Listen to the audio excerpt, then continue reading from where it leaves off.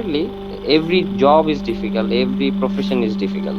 They have to work hard. But বৈশাখের তপ্ত কাটিয়ে দেশের আকাশে কালো মেঘের ছড়াছড়ি, সন্ধ্যায় জমিনে গুড়গুড়িয়ে পড়ল বৃষ্টি।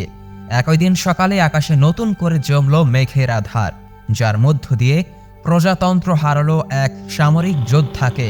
কেননা অসীম জাওয়াত নামে একজন স্কোয়াড্রন পাইলট বিমান দুর্ঘটনার কবলে পড়ে নিহত হন।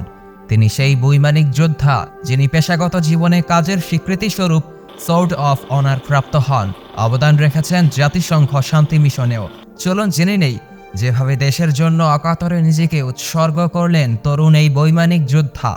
মানিকগঞ্জ জেলার সাটুরিয়া থানার গোপালপুর গ্রামের ডক্টর আমানুল্লাহ ও নীলুফা আক্তারের ছেলে Asim Jawad Savar cantonment public school থেকে এসএসসি এবং সাভার ক্যান্টনমেন্ট পাবলিক কলেজ থেকে এইচএসসিতে জিপিএ 5 পেয়ে উত্তীর্ণ হন। 2010 সালের 10 জানুয়ারি বাংলাদেশ এয়ারফোর্সে যোগদান করেন অসীম জাওয়াত। 2011 সালের ডিসেম্বরে পাইলট অফিসার হিসেবে কমিশন লাভ করেন তিনি।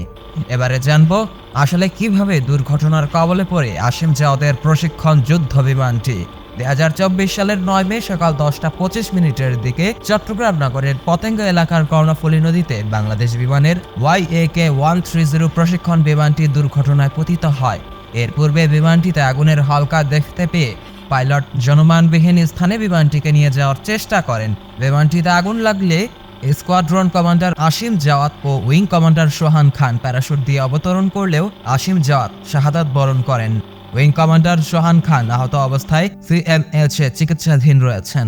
পেশাগত দায়িত্বে থাকাকালীন পেশাগত দক্ষতায় মফিজ ট্রফি, বিমান বাহিনী প্রধান ট্রফি, বিমান বাহিনী প্রধানের প্রশংসাপত্র লাভ করেন তিনি। তাছাড়া জাতিসংঘ শান্তি মিশনেও যোগদান করেন।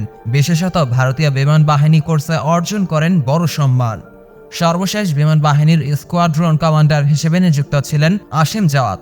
যদিও পেশা জীবনের শুরু 2011 সালের ডিসেম্বরে পাইলট অফিসার হিসেবে নিযুক্ত হন এই অসীম জাওয়াত। তাছাড়া একজন অসাধারণ পারফর্মারও ছিলেন এই বৈমানিক যোদ্ধা অসীম জাওয়াত। তার এই অকাল প্রয়াণেও বেঁচে থাকবেন প্রজাতন্ত্রের স্বপ্নের আকাশে। দেশ বিদেশের আলোচিত ও সময়োপযোগী বীরত্বপূর্ণ সব ঘটনার ইতিবাচক ভিডিও নিয়মিত পেতে স্কিলএফের সাথেই থাকুন।